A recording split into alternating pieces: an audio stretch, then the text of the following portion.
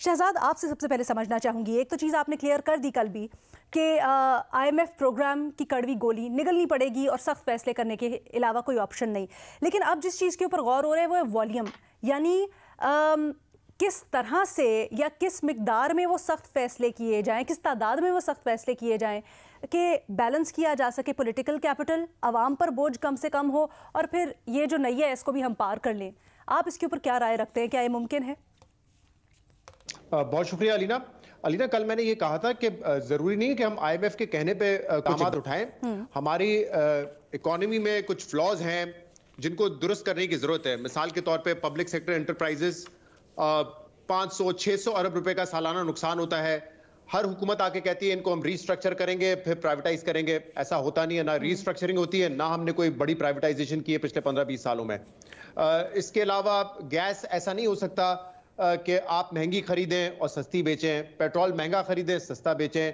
अगर आप ऐसा करेंगे तो फिर इवेंचुअली हुकूमत को कर्ज लेना पड़ता है, रियासत को कर्ज लेना पड़ता है, और फिर आम आदमी जब वो कर्ज अदा करता है, जब हुकूमत कर्ज अदा करती है तो आम आदमी का ज्यादा नुकसान होता है। ये मेरी कल पूरी बात थी। लेकिन अभी सवाल ये है कि क्या हुकूमत को, इसहाक डार साहब को, वजीर खजाना को ये इकदाम उठाने चाहिए? पहले तो मेरे ख्याल से इसहाक डार साहब को वो करना चाहिए जिनका वो दावा और वादा करके आए थे, अपनी पार्टी से भी, अपनी पार्टी के कायद से भी और अवाम से भी। और उसी बुनियाद पे मिफ्ता इस्माइल साहब को हटाया गया था। उन्होंने तनकीद की जब मिफ्ता इस्माइल साहब ने और वजीर आजम शहबाज शरीफ ने पेट्रोल की कीमत बढ़ाई। उन्होंने तनकीद की जब डॉलर जो है वो अप्रिशिएट हुआ, रुपया डी वैल्यू हुआ। और उन्होंने बार बार ये कहा, अपनी मिसाल दी कि मैंने IMF से बड़ा अच्छा डील किया था, आपको ये सख्त इक़दामात करने की जरूरत नहीं है, इससे महंगाई बढ़ती है, आम आदमी पे बोझ पड़ता है, हम इसके बगैर भी IMF से निगोशिएट कर सकते हैं। तो ये वादा करके वो आए थे वजीर खजाना की कलमदान पर। मिफ्ता इस्माइल को हटाया इसलिए गया था क्योंकि पॉलिटिकल कैपिटल उन्होंने बर्न किया था according to the leadership.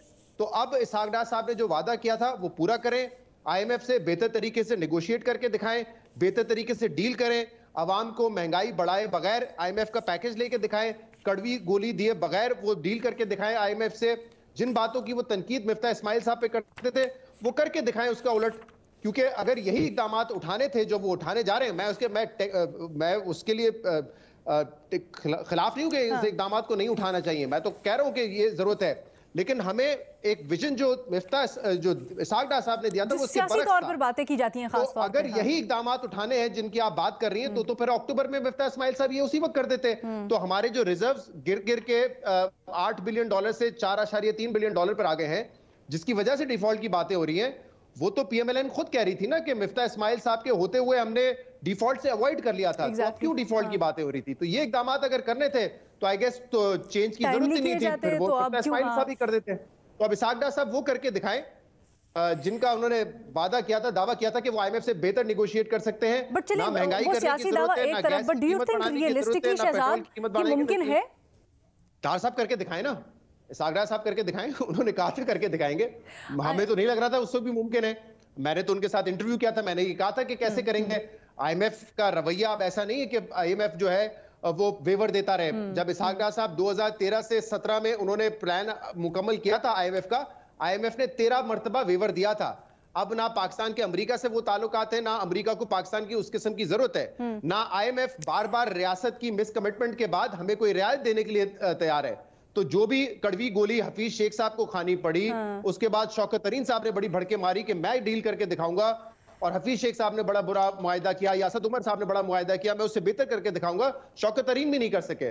Miftah Ismail साहब भी 2 महीने के बाद जो सब्सिडी जो पेट्रोल प्राइसेस कम की थी, इमरान खान ने गलत फैसला किया था, उसको करेक्ट करने में पीडीएम हुकूमत ने तकरीबन 2 माह लगाए थे। उस वक्त भी वो सख्त फैसले लेने के मूड में नहीं थे, लेकिन इवेंचुअली ये एस्टैब्लिश हो गया शहजाद, ये एस्टैब्लिश हो गया कि इसहाक डार साहब ने, मौजूदा हुकूमत ने, चले कह लीजिए, जिस तरह से ताखीर की फैसलों में गलत किया।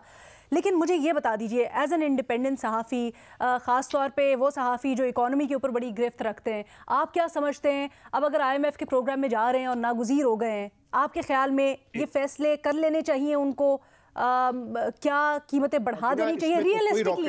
रियलिस्टिकली एक IMF हमें कह रहा है कि आप ये इक़दामात उठाएंगे, अपनी मईशत को बेहतर करेंगे तो हम आपको कर्जा देंगे। तो इसमें तो कोई रॉकेट साइंस ही नहीं है कि उनकी बात तो आपको इवेंचुअली माननी पड़ेगी। मैं तो ये कह रहा हूं, पिछले 3 महीने से ना मान के जो हमने नुकसान उठाया है, रिजर्व्स कम हुए हैं, आपका जो इंटर बैंक और ओपन मार्केट में रेट इतना फर्क हो चुका है जिसकी वजह से आपके रेमिटेंसेस गिर रहे हैं, आपकी एक्सपोर्ट्स गिर रही हैं, आपकी एलसीज नहीं खुल रही है। इन 3 महीने का जिम्मेदार कौन है? अगर ये मुश्किल इकदाम जिनकी आप इस वक्त बात कर रही हैं वो अक्टूबर में उठा लिए जाते, क्योंकि उस वक्त भी आईएमएफ यही कह रहा था ना, तो शायद इतना नुकसान ना होता। Exactly, तो फिर इस हिसाब से आज भी एहसन इकबाल साहब ने कहा कि जिम्मेदार जिस हालत में है हम उसकी गुज़श्ता हुकूमत है, जहां ये कहते हैं तो उसके साथ ये भी रिस्पॉन्सिबिलिटी लेनी चाहिए। देखिए, वज़ीर आज़म के साहबजादे इस्माइल साहब को जोकर कह रहे हैं जी, उन साहब को जोकर कह रहे हैं जिस पे क्रेडिट लेते आए हैं कि हमने रियासत को बचाया है।